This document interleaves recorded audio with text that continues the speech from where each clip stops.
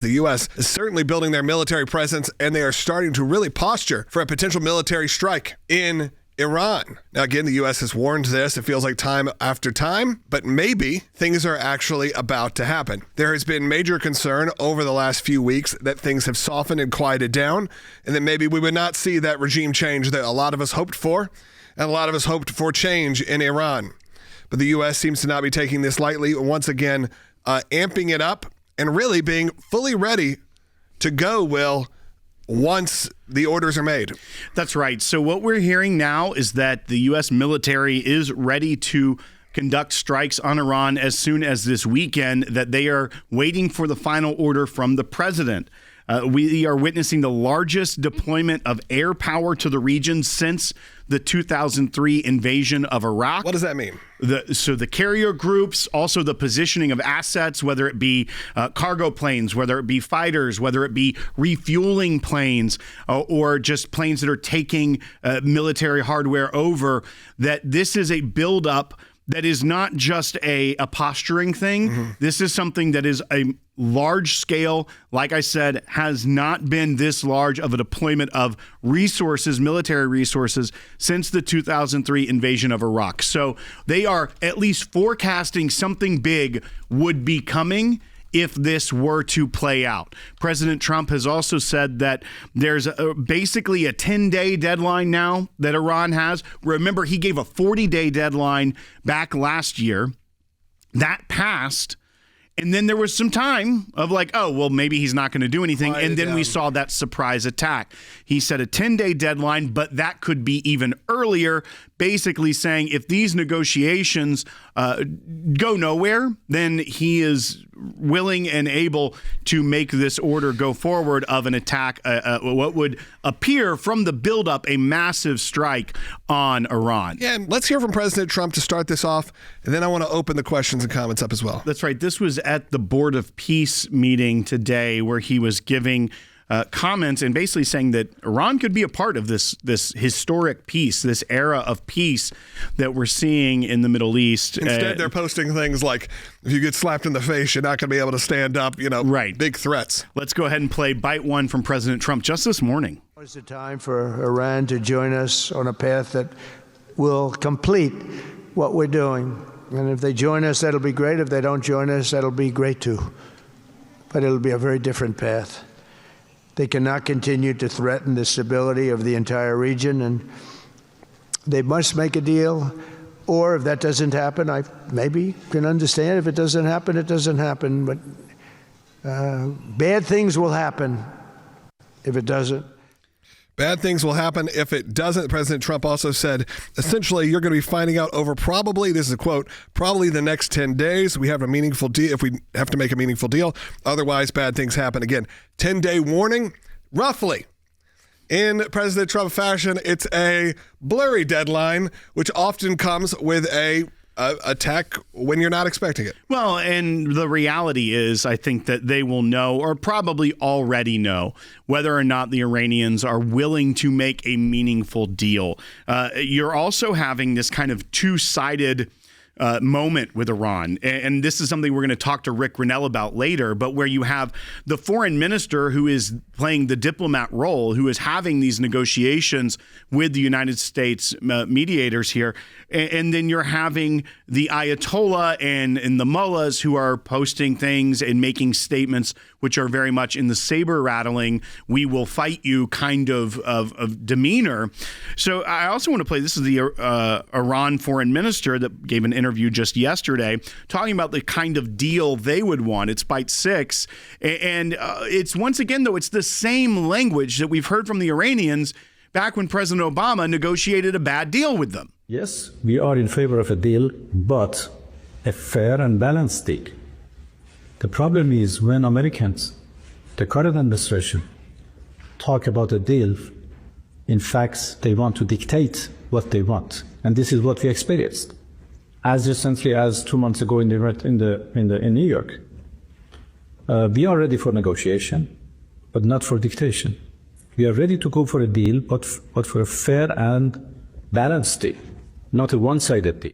And once again, they talk about we want civilian use nuclear power. They have nuclear power plants in Iran, where zero of the nuclear material used for those power plants come from their own program. Yeah, we know they buy that from the outside. This is, once again, this is him sounding like a rational, reasonable actor here and saying, listen, we just don't want to be told what to do. We believe in Iran first. They're trying to use that same language that maybe will even speak to an American audience that may give bad polling numbers against an Iran strike. But we know what the truth is. We know the truth, but we also know that they're not wrong in the sense that the American people, specifically online, can be very easily manipulated.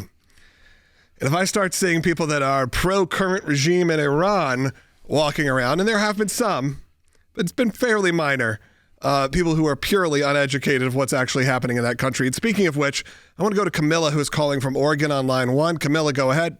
Hi. I'm old enough to have actually been in Middle Eastern studies in 1978 at the Iranian Revolution. Love the Iranian people. My professor was ready to take us to visit the country. And at that time, what ensued, the lack of asking and consulting experts on this ancient culture was horrific. We had professors there at Portland State that were ready to help them with their questions. And all the incredible ignorance of the American culture to not consult with them and not understanding the people. Now, I am a believer that voted for Trump, and I do acknowledge that the difference between this endeavor and going into Iraq and Libya and Afghanistan and deposing, dictators for people that have never experienced a Western freedom, like the people of Iran.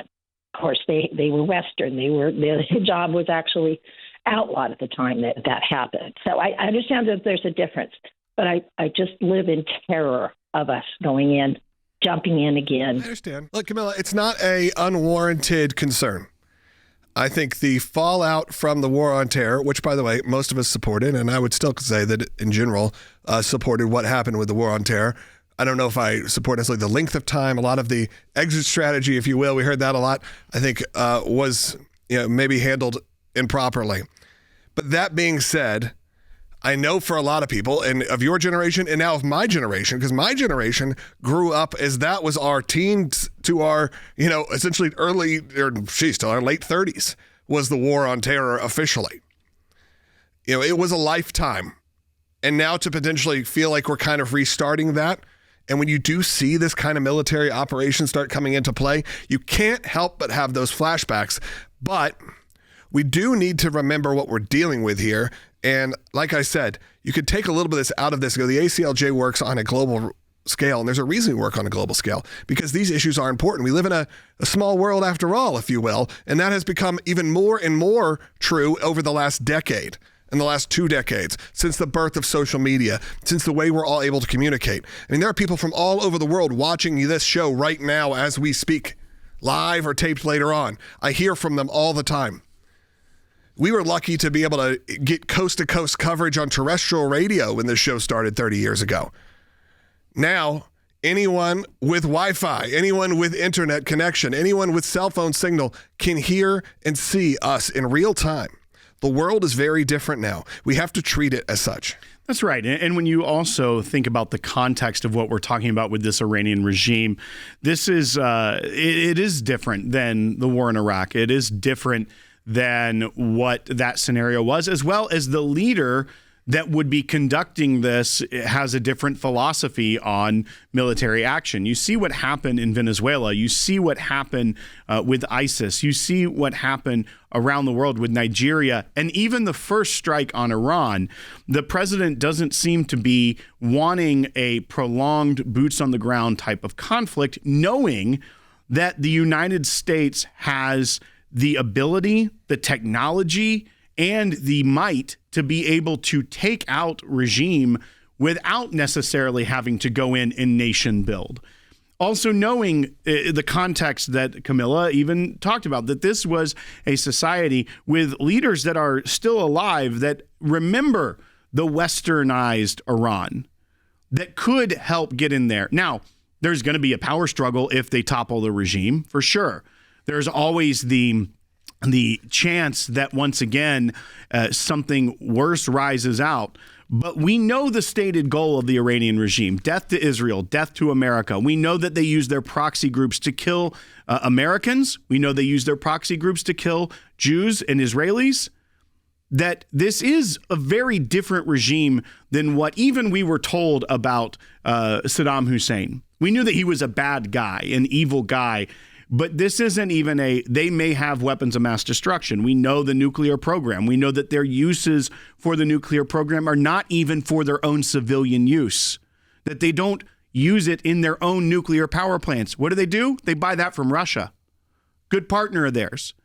So if it were even what they tried to say it is, why are they not even producing nuclear material at the appropriate level to use in their own civilian use? So once again, these are not things that even the world is in disagreement on whether or not they are doing this and whether they have these ambitions. So I do think that we are at a tipping point here. The buildup is significant. They are saying that they could strike as early as this weekend. They've gotten all the pieces in place. The strategies are being written, the battle plans. We now also see people like Thomas Massie and Ro Khanna that are going to try and block a military strike by the president. They're going to try to use congressional power and say, no, you can't do this. So there's a lot of discord at home that could also affect this. Rick, a lot going on. We're seeing headlines that say, the military's ready to go. We've seen the biggest buildup of air power since 2003. They're just waiting on the president's orders. But we're also seeing kind of a tale of two Irans right now. We're seeing the diplomat in the foreign minister, and we're seeing the saber rattling from the Ayatollah. Who do you think the U.S. should be listening to at this stage of the game? Well, first of all, I think that we should be doing our own thing, which is protecting America, thinking about what's best for America and putting America first. And what I can tell you, knowing President Trump as well as I do, he is thinking about a peaceful solution. Now, he talks about this kind of a credible threat that he has to kind of move countries and individuals towards greater peace. And I think it's a real credible threat. It's not just a threat, it's a credible threat. But President Trump values peace. He doesn't want to do war. He tries diplomacy until the very end. But when trying to do diplomacy, he doesn't say, well, let's just, do the best deal possible. What he tries to do is to say, we are going to put America first and we are going to get a deal that's good for America. That is the criteria. And so as he has diplomats, Steve Witkoff and Jared Kushner, working on the peaceful settlement, they have full authority from President Trump to solve this peacefully as long as it protects America and it's good for America. They will never have a bad deal. They will never have a weak deal. That's one thing that is for sure. But we are going to try peaceful diplomacy all the way to the end. And at the end of diplomacy, if there's no more hope, remember the conversation that we have between diplomats is, if this doesn't prove to be a peaceful solution, there's a credible threat behind us that the president is willing to make and willing to do if we don't solve this at this table. That pressure really makes for a moment where the Iranians or any country, any individual across the table understands that President Trump means business and they better look at all options to peacefully solve this. I hope that we peacefully solve it, but we will be prepared to protect America if we don't.